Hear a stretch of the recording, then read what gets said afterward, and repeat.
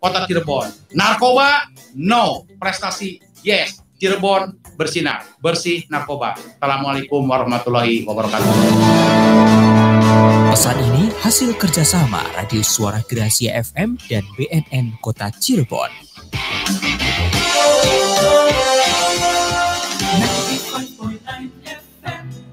Suara Gracia.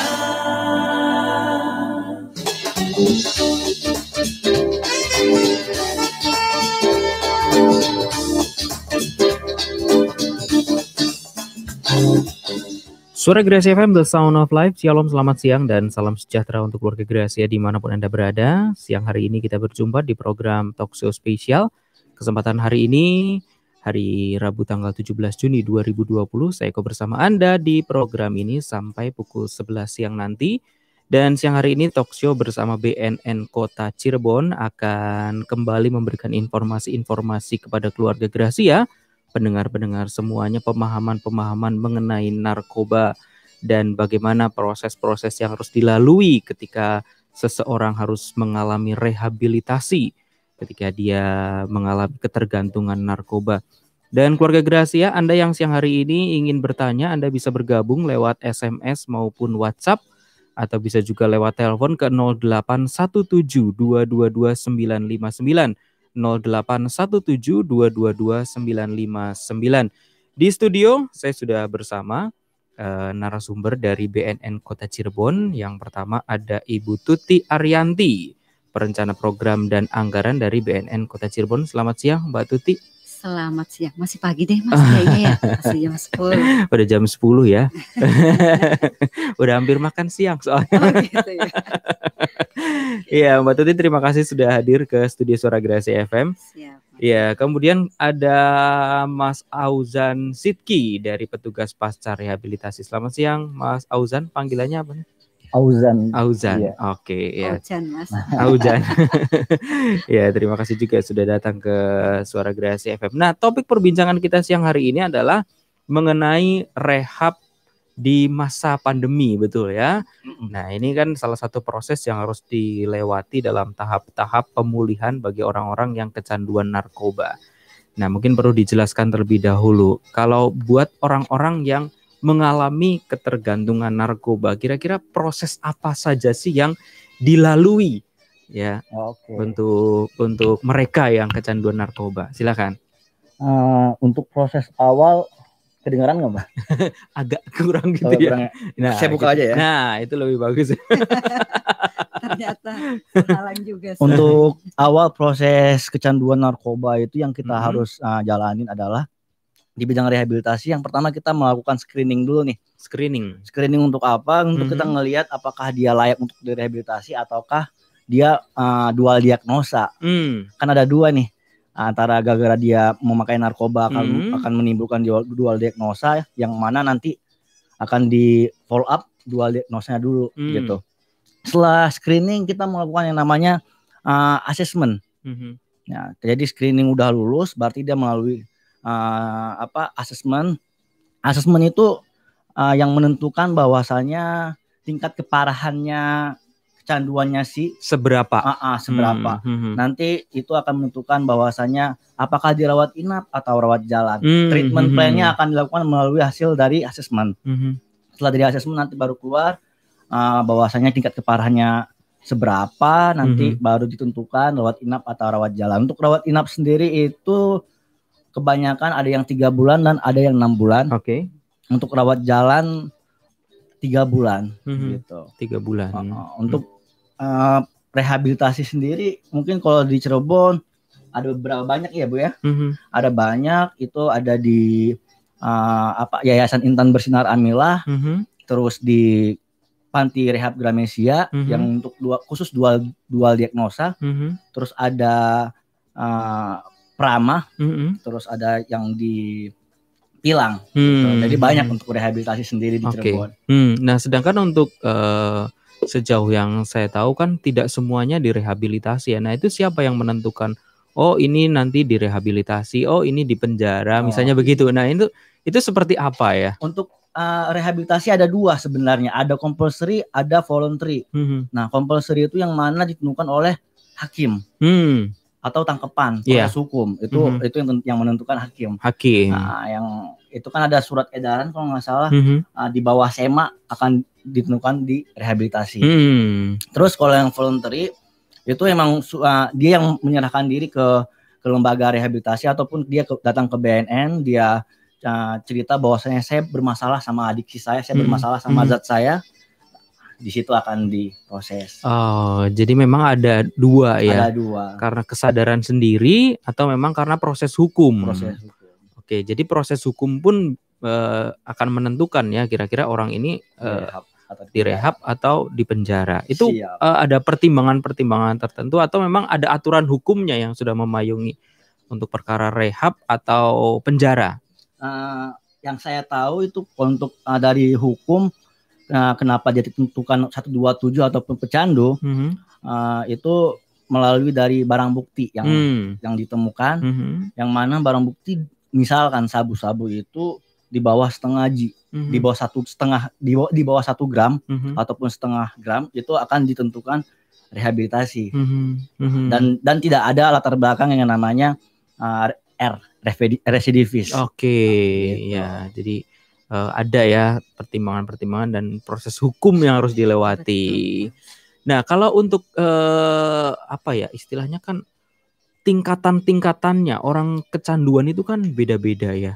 Nah, seperti apa sih tingkat kecanduan dari yang mungkin selama ini teman-teman di BNN bisa menjelaskan lebih lagi tingkatannya kayak gimana sih sampai ada yang overdosis apa segala macam kayak begitu ya. Tingkatannya tuh seperti apa? Jadi untuk tingkatan sendiri yang pertama itu adalah abuser. Setelah dia mencoba-coba jadi pengguna menjadi edik atau pecandu. Nah, di situ nanti akan menjadi ketergantungan. Gitu. Jadi awalnya emang berawal dari coba-coba. Dari coba-coba.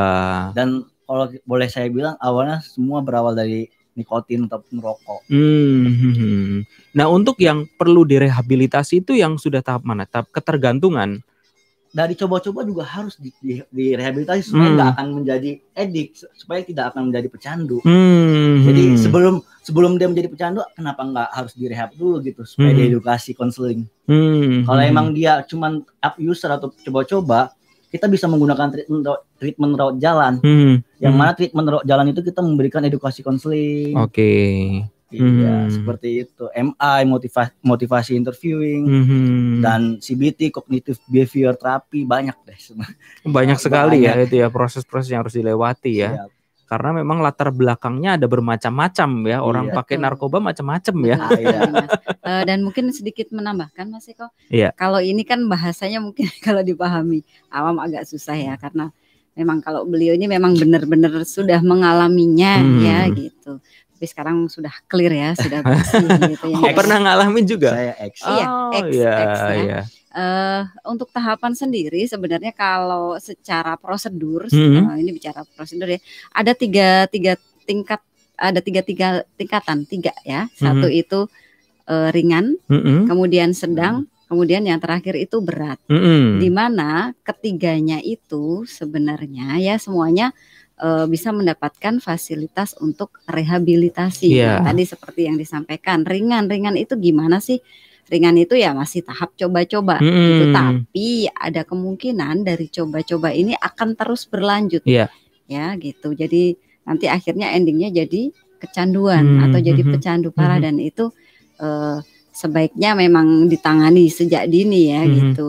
Seperti yang untuk yang ringan itu kalau untuk program rehabnya sendiri bisa rawat jalan. Ringan atau sedang ini masih rawat jalan. Jadi kayak dirawatnya sambil jalan-jalan ya. Kayak orang sakit tuh Mas. Kayak orang sakit. Pengobatan sakit, di rumah ya. Rawat jalan gitu kan, ada rawat inap, rawat jalan gitu ya. Sama di rehab juga sama. Kalau yang parah ya mau tidak mau sih sebaiknya rawat inap. Rawat inap. Di Cirebon ada ya, mungkin akan kedepannya akan menambah. Kita punya itu ada satu komponen masyarakat Amnesia ya, sama Intan Bersinar Andil. Oke. Semoga nanti bertambah dan masyarakat bisa mendapatkan fasilitas untuk rehab itu dengan lebih maksimal lagi. Nah, kalau untuk proses waktunya itu memakan waktu berapa lama ini, Mbak Tuti atau Mas? Oke, nanti mungkin bisa ditambahkan karena beliau silakan. pernah di Lido nih, jadi mungkin lebih paham.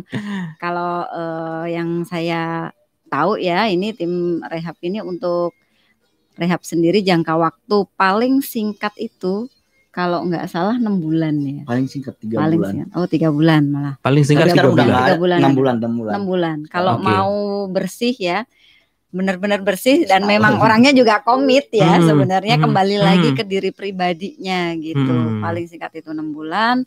Nanti ya tergantung kalau dianya bisa gitu ya, komit benar-benar bisa bersih ya sudah selesai. Tapi kalau nanti dilihat juga progresnya karena tiap-tiap orang juga berbeda. Gitu. Ada kebenaran saya punya teman itu dia juga direhab. Lumayan sih, dia sudah pecandu yang cukup berat. Iya, gitu. Itu sampai pindah-pindah tempat rehab, Mas. Karena nggak cocok atau gimana? Gitu. Bukan nggak cocok. Jadi dia selesai itu relapse lagi. Jadi make lagi seperti itu. Gitu. Jadi di situ juga akan dilihat ini progresnya gimana, ada peningkatan atau enggak. Kalau enggak ya tetap akan berlanjut gitu, seperti itu. Iya, mungkin Mas. Mungkin saya tambahkan sedikit. Kalau yang namanya kita ini penyakit adiksi atau kecanduan narkoba itu sebenarnya bisa dibilang penyakit kronis, penyakit otak kronis yang mana menyebabkan kekambuhan akan kambuh gitu. Nah, jadi ibarat kata seperti kita diabetes, yang mana itu penyakit nggak akan sembuh tapi bisa kita kontrol supaya gula darahnya normal ya kan. Begitu juga sama adiksi. Nah, maka dari itu BNN sendiri membuat namanya program pasca rehabilitasi. Jadi mereka yang udah selesai dari rehab, dari Bogor, dari Lido, dari mana-mana tempat rehab, mereka kembali ke kotanya sendiri, mereka akan dibina lagi oleh BNN dengan program pasca rehabilitasi ini, di mana yang bertujuan untuk yang pertama dia pulih, benar-benar pulih, yang kedua produktif. Nah, itu. Jadi tidak hanya sia-sia dia dari rehabilitasi pulang ke kota sendiri, dia akan gabung sama BNN untuk mengikuti program pasca rehab. Itu untuk menguatkan yang pemulihannya dia. Gitu. Karena kan orang kalau saya misal contoh saya rehab ke Lido, jauh-jauh saya dari Aceh ke Lido, tapi saya selesai dari Lido balik ke Aceh lagi, mempunyai konflik yang sangat serius, otomatis saya akan relapse. Kan begitu. Karena udah tahu ya, ini kayak gitu ya. Mungkin pikirannya ke sana terus gitu. Sekarang kan bagaimana si pecandu tersebut mengetahui isu yang dalam dirinya apa yang akan membuat dia relapse. Karena faktor-faktor yang akan membuat relapse itu banyak. Ada yang satu adalah people atau orang-orang yang di sekitar, teman pakai dia, lingkungannya ya. Yang kedua adalah things ataupun benda yang dilihat misalkan sedotan bengkok ataupun dia ngelihat sedotan bengkok aja pikirannya bisa ke situ ya. Tinggi, Mas. Trigger dari suggest. Terus dia ngelihat bungkusan obat itu bisa aja. Nah, selain things ya lingkungan. Lingkungan dan situasi. Kadang ada situasi di saat dia sangat-sangat terpukul, di saat dia benar-benar galau, mungkin putus cinta. Dia bisa aja menggunakan zat, apalagi kalau di kampungnya sendiri. Nah, sekarang kita sebagai pecandu kita tahu nih, wah gue nggak bisa nih kalau gue di kampung sendiri. Gue harus hijrah apapun konsekuensinya. Insya Allah kalau gue udah setahun, 2 tahun clean, gue masih udah kuat untuk di kampung. Artinya sendiri. Harus menemukan lingkungan yang baru yang bersih dari narkoba ya. Iya. Kalau masih ada kontak dengan yang seperti itu, kemungkinan besar pasti akan kembali ya. Seperti itu. Oke, nah. Sebelum nanti kita akan bincang tentang kegiatan apa pasca rehab, ini mungkin bisa dijelaskan kalau di rehabilitasi itu apa aja sih, ngapain aja gitu ya? Apakah nyanyi-nyanyi, apakah diobatin terus atau gimana? Ngapain aja, kan waktunya kan cukup lama ya, 6 bulan itu apa saja yang dilakukan? Program kita langsung ke rawat inap dulu ya. Kalau program rehabilitasi rawat inap yang pertama dilakukan adalah detoksifikasi. Detoksifikasi yang mana bertujuan untuk mengeluarkan semua zat racun yang ada dalam dirinya. Gitu. Itu proses withdrawal atau gejala putus zat. Nah itu dia di mana kesakitan, gitu. gelisah, itu nggak dikasih obat, nggak dikasih vitamin, nggak dikasih balsem, nggak ada. Dia harus nahan dulu. Jadi kalau sakau misalnya kan, iya, dia didiemin aja dulu. Didiemin aja. Jangan dikasih obat, nanti malah ketergantungan sama obat tersebut. Jadi nggak ada berhenti-berhentinya. Ya kan? Nah, setelah detoksifikasi selama setengah bulan ataupun sebulan, dia mengikuti yang namanya entry unit. Entry unit itu di mana dia mengenal program. Nah, program rehabilitasi itu ada 2. Ada banyak sih sebenarnya, ada banyak. Nah, yang di tempat kebanyakan rehabilitasi adalah narkotik anonimus dan terapeutik community. Yang mana terapeutik community itu adalah sesama pecandu untuk mengingatkan ke jalan yang benar. Jadi ada program tersebut tuh. Jadi mereka hari-harinya ya menghafal edukasi tentang adiksi, saling mengingatkan satu sama lain, saling memberikan teguran. Jadi programnya itu ada. Nah, lebih ke sharing gitu. Sharing antara para pecandu ya, membuat kelompok kecil mungkin ya. Menguatkan motivasi. Yang pasti dalam rehabilitasi itu selain entry unit masuk ke primary ataupun program itu benar-benar tidak ada yang namanya waktu senggang. Bangun tidur jam 5 sholat subuh, nanti jam 6 dia mulai mandi, jam 7 sarapan pagi. Yang bagian dia ada bagian-bagiannya, nanti ada bagian kitchen, ada bagian office, ada bagian di group maker, banyak bagian-bagiannya nanti diatur-atur oleh si MO dia tuh mayor on duty di situ. Pokoknya kayak perkantoran aja udah. Kalau di Lido itu memang benar-benar maksimal gitu. Nanti juga ada yang kalau misal waktunya ibadah ya ibadah. Apapun agamanya di sana juga ada lengkap. Ada wihara, ada gereja, ada masjid, sana lengkap. Ada bintal segala macam lengkap. Terus untuk medis sendiri di sana juga sangat lengkap, yang mana mereka kalau mengalami kesulitan tidur, mengalami yang namanya halusinasi tiba-tiba, ataupun yang mengalami yang namanya PAU itu post acute withdrawal syndrome, yang mana itu adalah penyakit seorang pecandu. Dia tidak memakai tetapi merasakan seperti lagi make. Itu ada. Nanti bisa konsul ke psikiater. Nah, jadi emang benar-benar aktivitas dalam rehabilitasi tidak senggang. Full padat, tidak ada waktu kosong ya. Kenapa dibuat seperti itu kan kembali lagi ke rehabit. Re itu kan mengulang, habit itu kebiasaan. Betul. Jadi si rehabilitasi ini emang bertujuan untuk mengulang kebiasaan-kebiasaan dia waktu normal, bangun tidur pagi, tidurnya tepat waktu. Jadi dengan cara itulah dia bisa melupakan pikiran-pikirannya dengan drugs. Selama 4 bulan dia seperti itu terus. Otomatis kan pikirannya udah nggak akan membangun kebiasaan baru ya. Iya, benar sekali. New normal. New normal seperti corona dan PSBB sekarang. New normal. Berarti cukup banyak ya proses-proses yang harus dilalui dalam sebuah proses rehabilitasi. Nah, kalau secara psikologi sendiri ada nggak istilahnya dampak? Maksudnya penelusuran secara psikologis, misalnya orang karena stres kemudian dia pakai narkoba, ada nggak gitu proses untuk merehab secara psikologisnya? Itu ada. Jadi setiap pasien itu mempunyai satu konselor atau mempunyai satu psikolog. Nah, di situ mereka juga setiap ada waktunya tersendiri untuk konseling. Nah, di konseling itulah psikologisnya berjalan. Jadi untuk sharing, jadi psikolognya juga tahu apakah dia efek dari zatnya akan menimbulkan bipolar, kan kita nggak tahu. Jadi yang tahu cuma konselornya saja gitu. Dan konselor tidak akan mengumbar-umbar ke pasien yang lain. Gitu. Jadi lengkap ya, dari mulai secara fisiknya dan psikologisnya itu memang mendapatkan penanganan ya. Betul. Selama proses rehabilitasi itu. Nah nanti sebelum kita lanjut kita cek dulu apakah ada yang sudah bergabung. Nah, apa ciri paling mencolok dari seorang yang menjadi pecandu narkoba dan kemana harus mengadukan apabila kita menemukan orang yang terlihat memiliki gejala sebagai pecandu? Nah, ini dari pendengar Suara Gracia ini bertanya seperti itu. Mungkin bisa dijelaskan. Bisa tambahin? Boleh. Untuk ciri-cirinya. Ciri paling mencolok ya. Jadi masing-masing drugs itu beda-beda ciri sebenarnya.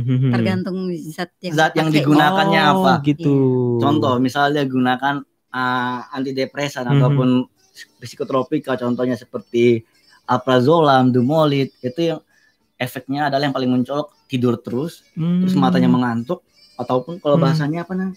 Kayak gini-gini sayu, matanya sayu ya. Nah, terus kalau obat-obatan biasa mungkin yang beredar di Cirebon sangat banyak tramadol ya kalau nggak salah. Tramadol, yang rame tramadol. Nah, itu anak-anak pelajar. Itu kelihatan dari sisi raut wajah kalau tramadol. Mukanya agak sedikit sedih. Oh, gitu. Pasti mukanya sedikit sedih, sering gini-gini apa namanya? Garu-garu hidung. Itu pasti. Terus kalau trihek dia sering bengong. Terus kalau ada orang ngomong, nggak nyambung. Itu kan trihekpenedil kan khusus untuk orang gila. Nggak connect. Jadi kalau berdasarkan zatnya sih dibagi jadi 3 ya Mas ya. Jadi ada depresan, stimulan, dan halusinogen. Di mana masing-masing tadi mempunyai ini pengaruh yang berbeda-beda. Kalau stimulan itu dia punya menstimulus, jadi semangat merangsang. Terus ya? Iya, semangat terus gitu. Jadi orang tuh kayak nggak ada capeknya. Nah itu kelihatan itu.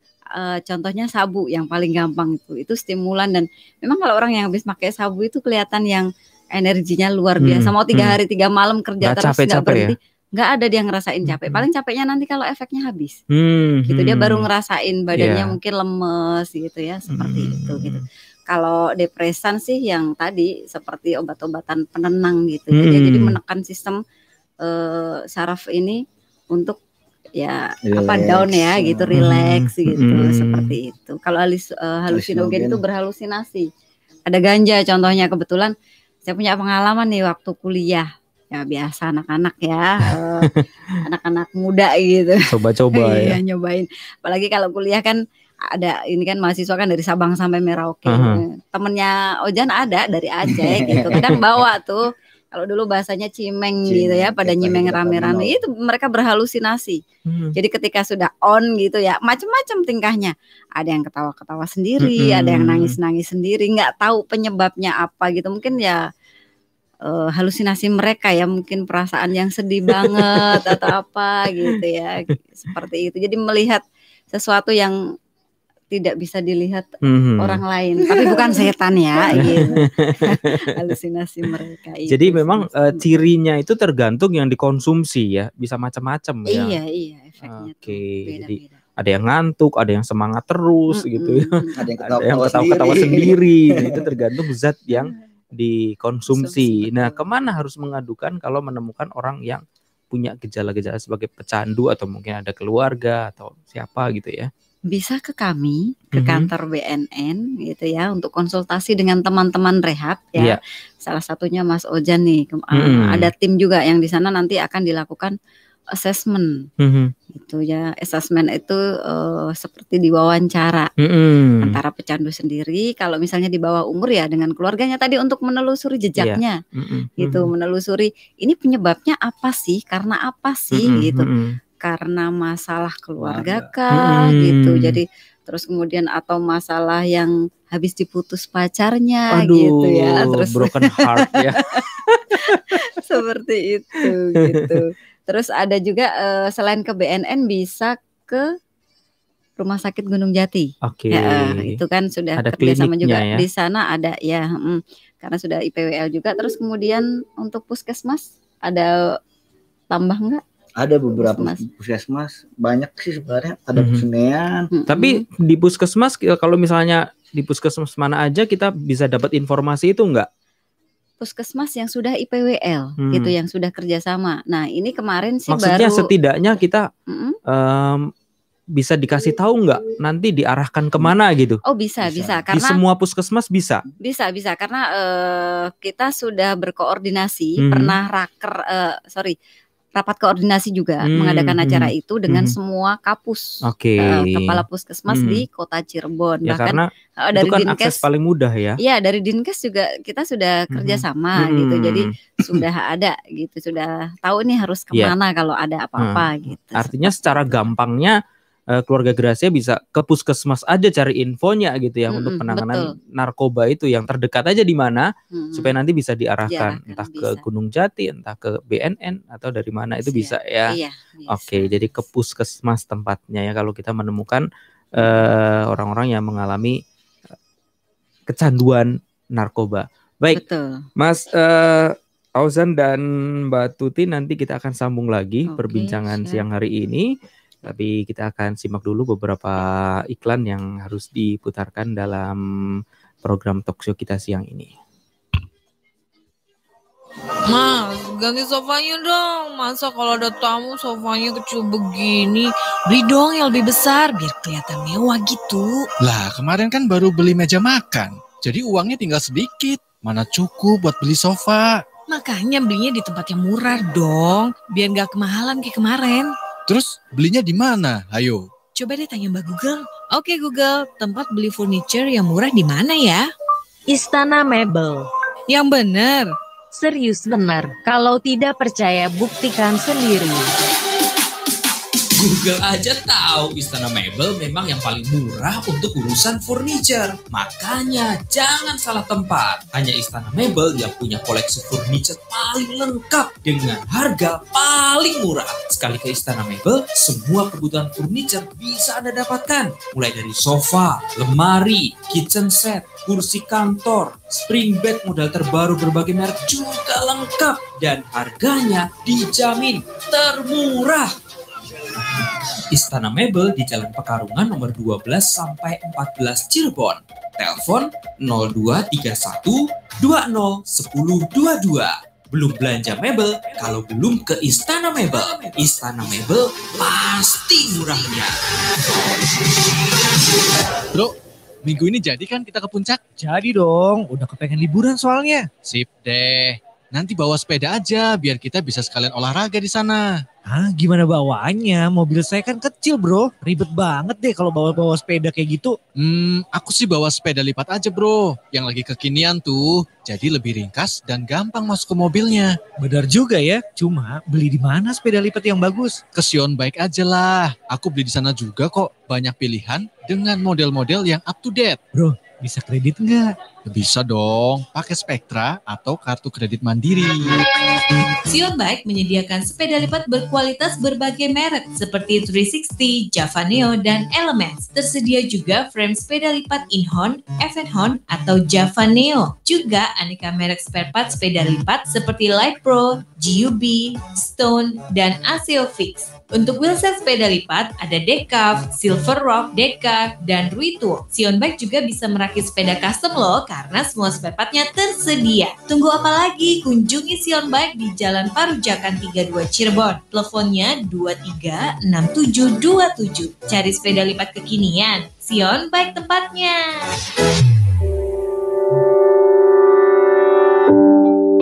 Tingkatkan kualitas kesehatan Anda dengan produk ternama dari HDI seperti Propolis.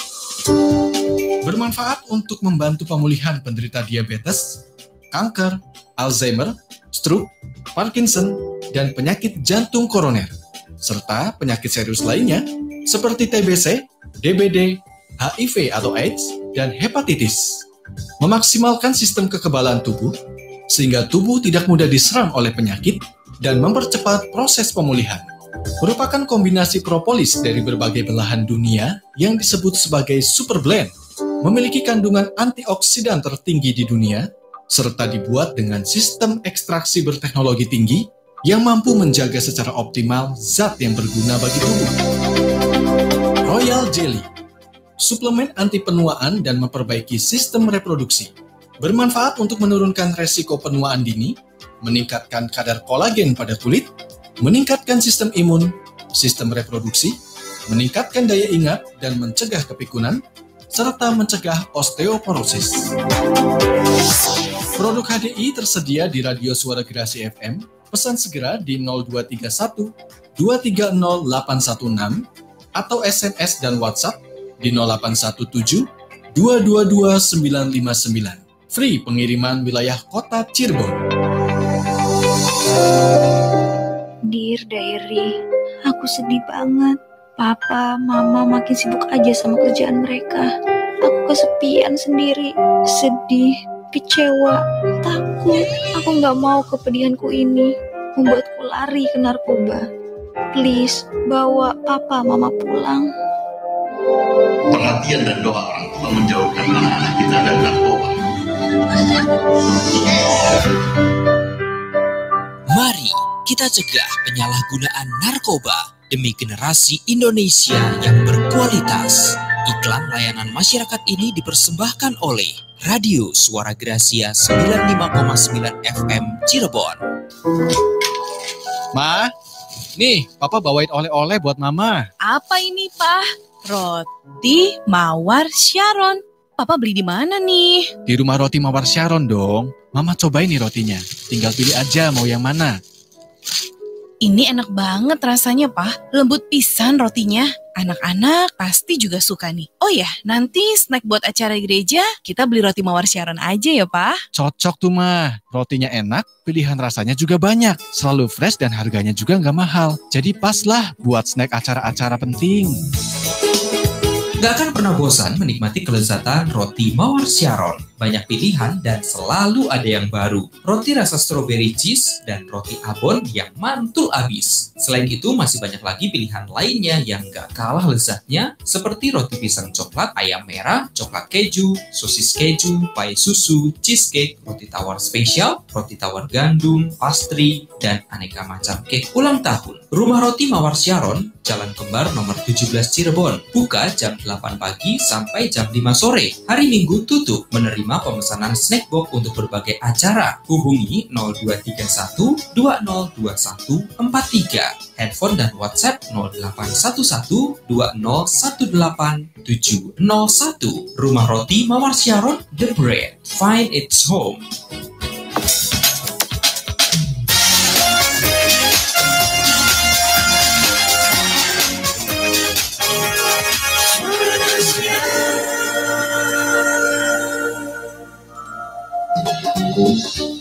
Suara Gracia kembali lagi di 95,9 Radio Suara Gracia FM dalam talk show bersama BNN Kota Cirebon, dan masih bersama saya di studio siang hari ini Mas Auzan dan Mbak Tuti dari BNN Kota Cirebon. Nah, tadi kita sudah sempat membahas mengenai kemana harus lapor dan segala macamnya. Nah, ini yang saya mau tanyakan nih, kalau kita ketemu sama orang atau kita sendiri nyadarin gitu ya, terus kita mau datang ke BNN, kira-kira dihukum nggak ya? Enggak sih, Mas. Enggak ya. Karena kan di kita untuk rehab itu ada dua cara. Satu secara voluntary, yang keduanya secara hukum. Gitu. Jadi kalau yang voluntary itu dengan sukarela datang ke BNN, ya mau bertobat, pengen sembuh gitu ya, akan kita layani dengan senang hati.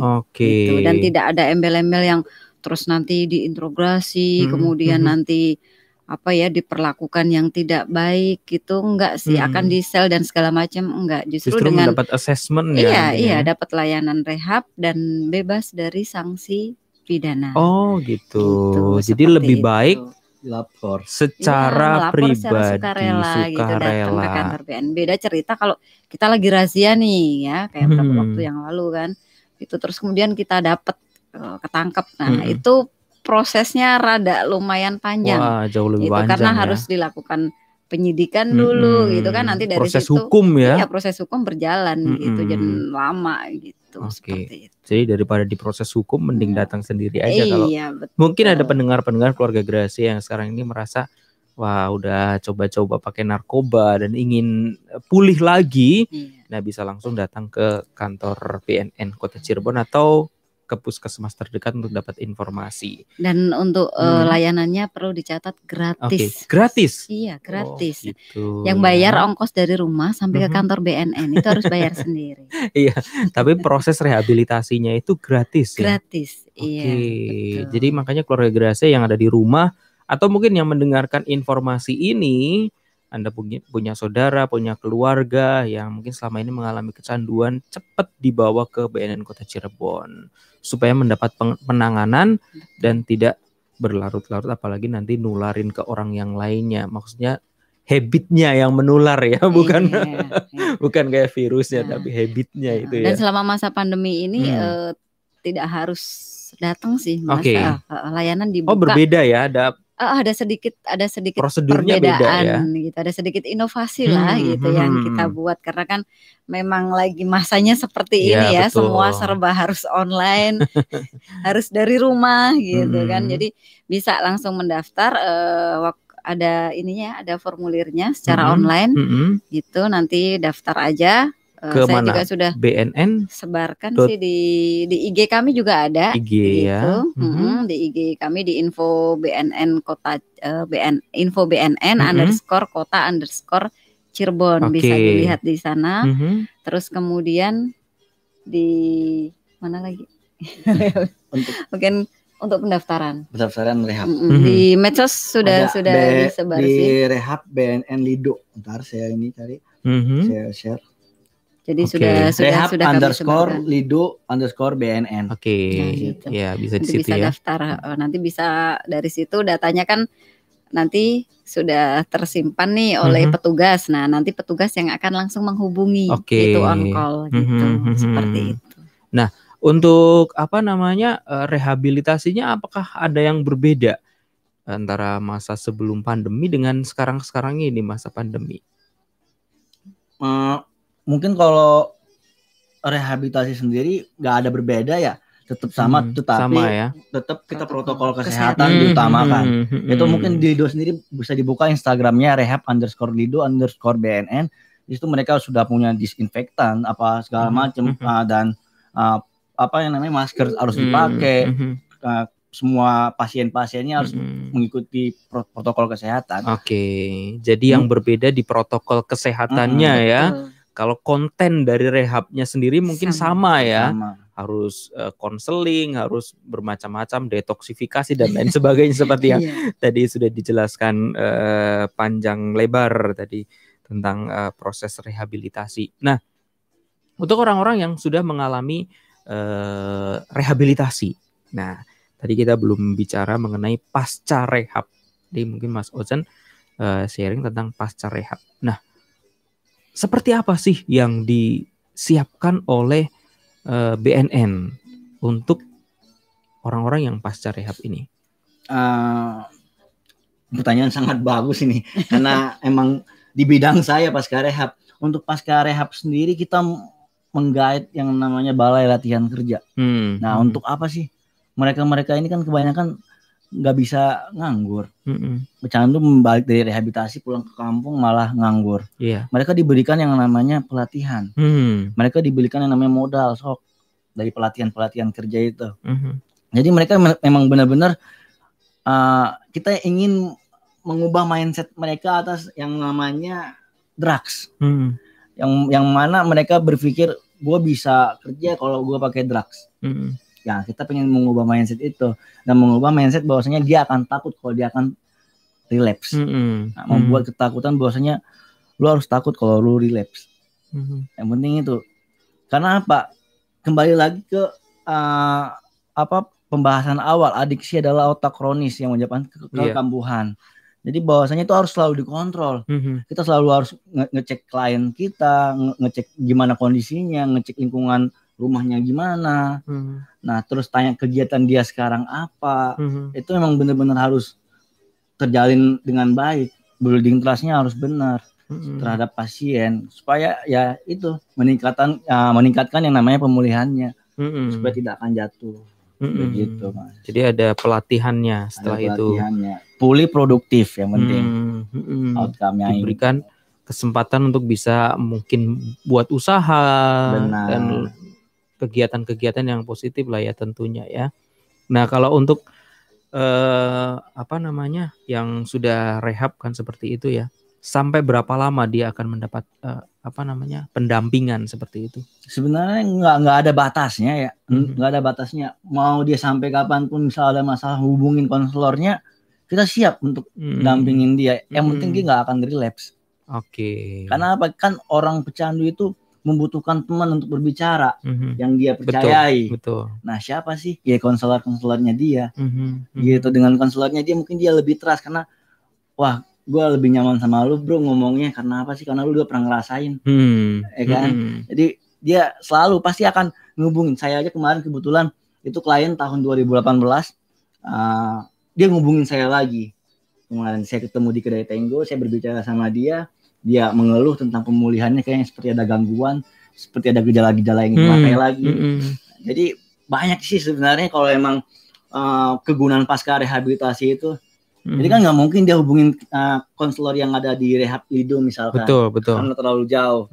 Yang di sinilah yang dia telepon, dia hubungin. Gitu. Tapi seperti itu selalu ready gitu ya maksudnya? Kan yang namanya konselor juga manusia. Konselornya gitu ya. Konselor juga manusia punya kehidupan sendiri.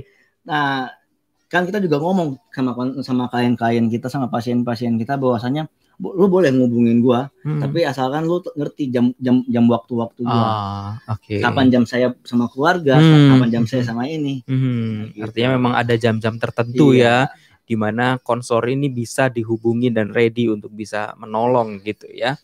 Nah, itu kan pasca rehabilitasi. Ada nggak sih kadang-kadang orang sebelum make itu kan mungkin stres dulu gitu ya. Stres baru dia make. Nah, ada nggak istilahnya preventifnya gitu loh. Misalnya pelayanan konseling dan lain sebagainya kayak begitu sehingga orang tidak sampai untuk memakai itu. Kalau orang belum pakai supaya jangan sampai make gitu yang stres itu. Kalau stres itu dari pribadi ya Mas ya, kita nggak bisa. Iya kan masalahnya tiap orang berbeda. Beda-beda gitu ya.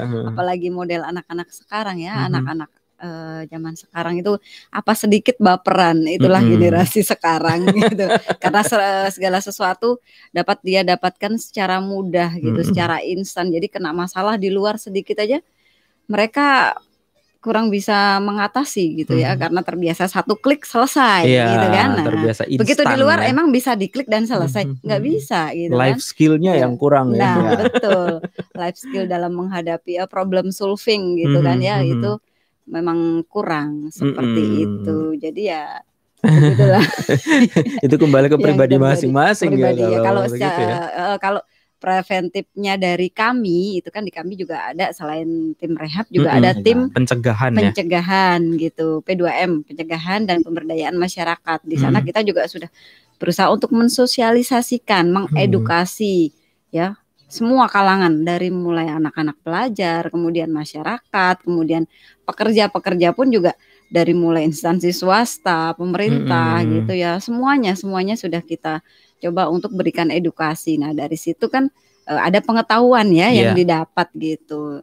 Gimana sih caranya gitu kan, seperti itu. Mereka harus memanajemen ya biar nggak stres itu tadi, memanajemen keluarganya, memanajemen semuanya lah. Gitu. Jadi ada bagian pencegahan juga ada ya dengan kegiatan seperti itu ya. Betul. Sosialisasi. Gitu. Terus, seperti itu sosialisasi gitu. Nah ini berkaitan dengan tanggal 26 Juni ya, merupakan peringatan Hari Anti Narkotika ya. Iya. Internasional ya. Betul, Hari Anti Narkotika. Nah ini ada apa nih ya? Digaungkan dari BNN Kota Cirebon. Sebenarnya nyambung ini sama rehab itu Mas. Tadi yang disampaikan tadi biar produktif. Slogan yang tahun ini, kalau tahun yang lalu kan listen first nih. Lebih mengarah ke anak-anak, gimana kita harus mendengarkan anak-anak, suara mereka. Kita tidak boleh diktator gitu ya.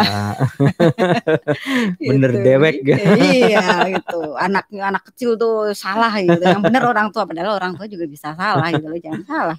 Gitu.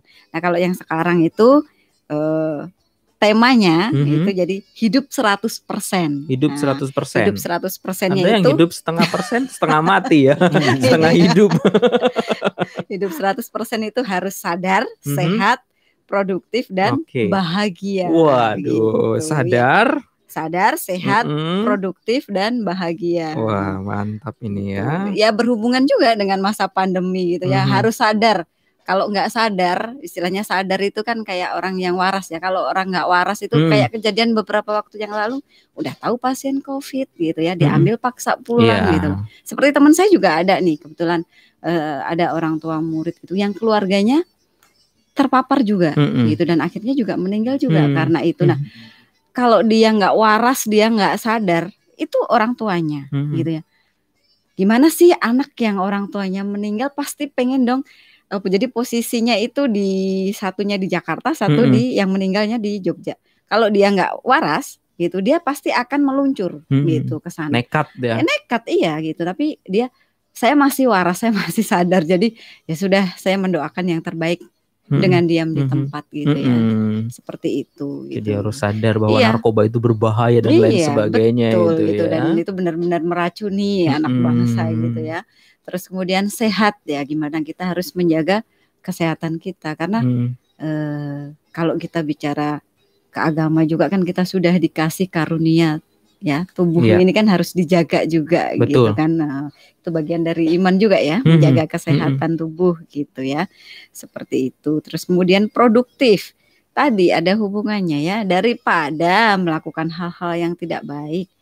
Ya, kita berproduktif lah gitu ya. Seperti yang sekarang ini, meskipun masa pandemi justru sepertinya malah masyarakat ini lebih produktif ya, lebih berinovasi gitu ya. Betul. Yang tadinya jadi pekerja sekarang malah jadi pengusaha. Gitu kan. Jualan gitu. online. Iya, betul. Sebenarnya bukan sesuatu yang patut diratapi sih sebenarnya. Kalau ada peluang ya Kalau dalam setiap mindset persoalan. kita positif mah, kita jadi pengusaha loh, ini sekarang belajar untuk jadi pengusaha gitu. Betul. Ya. Produktif ya. Terus kemudian bahagia. Bahagia tadi biar nggak stres ya. Kunci dari gampang kalau di Cirebon mah tinggal ke situ ke jalan ya. bahagia. Gitu. Itu tema Hani yang sekarang ini. Nah, untuk kegiatan-kegiatannya kita ada lomba. Ada 2 lomba yang kita selenggarakan, lomba pidato dan lomba puisi. Lomba pidato ini dikhususkan untuk adik-adik kita yang pelajar SMA. Oke. Sewilayah 3. Wilayah 3. Kecuali Kuningan ya. Tapi online ini atau untuk online-nya nanti penayangan pada saat lomba ya. Itu akan nah, itu ditayangkan. mekanismenya seperti apa untuk mengikuti lomba? Mekanismenya mendaftarkan diri.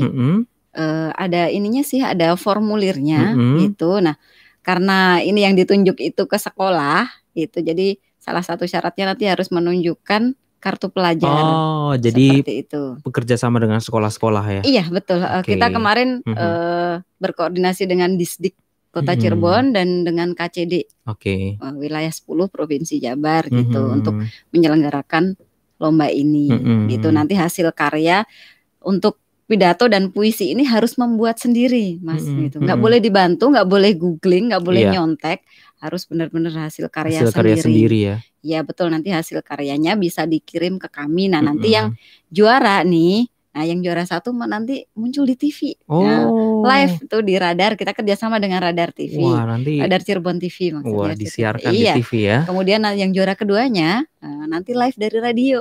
Gitu. Bisa jadi di Radio Suara Gracia juga nih nanti. Gitu. Terus kemudian untuk yang juara ketiga nanti live streaming dari IGBNN.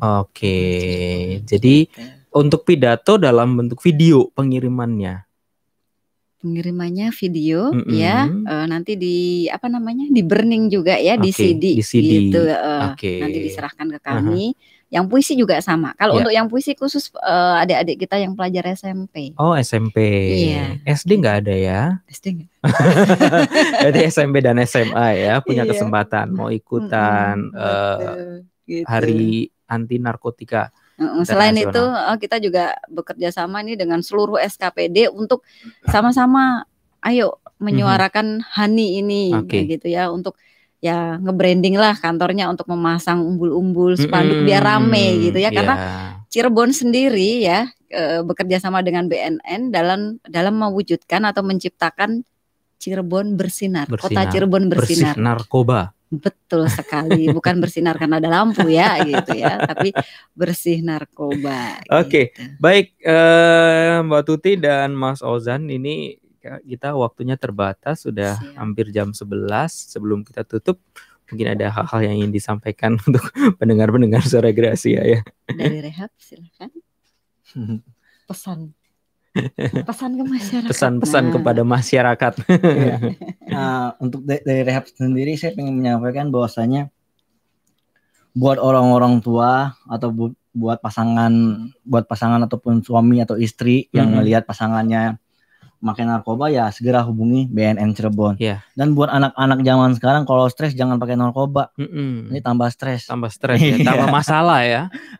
Benar sekali. Kalau stres ya tinggal curhat sama orang tua, curhat sama bapak, sama tadi pasangan. Motonya apa tadi? Yang ada cinta-cinta tadi? Oh iya. Coba saya punya moto. Saya punya mungkin moto. bagus ini Saya mau untuk anak-anak muda gitu. Coba. Bentar. Nyontek dulu. Emang saya tulis tapi saya lupa. Lawan corona, jauhi narkoba, dekati cinta yang setia. Yes, asik. Siap. Bukan ganti saya gitu yang setia gitu. Walaupun saya masih bujang ya. Cegah corona, cegah narkoba gitu ya. Oke, Mbak Tuti mungkin. Oke, dari saya pesan aja ke seluruh warga masyarakat Kota Cirebon, tidak hanya Kota Cirebon sih sebenarnya ya, mungkin kabupaten dan juga Indramayu yang di bawah naungan kita ya.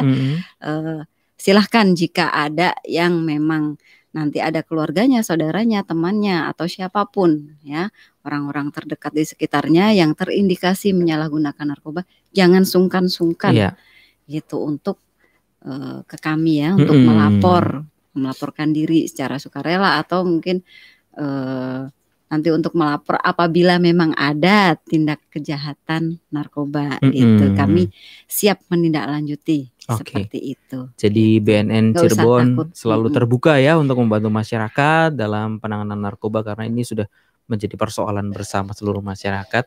Begitu juga dengan masyarakat Kota Cirebon, semoga juga memiliki kesadaran untuk menghindari narkoba. Dan kita sama-sama semarakkan Hari Anti Narkotika Internasional tahun 2020 ya. Hidup 100%. Hidup 100%. Sadar, sehat, produktif dan bahagia. Oke, terima kasih BNN Kota Cirebon, Mbak Tuti dan Mas Ozan sudah berbagi. Semoga ini menjadi inspirasi bagi masyarakat Kota Cirebon, menjadikan Kota Cirebon bersinar, bersih narkoba. Keluarga Gracia, kita akan lanjut lagi nanti 1 jam berikutnya di program Harmoni. Saya masih akan terus bersama Anda sampai jam 12 nanti.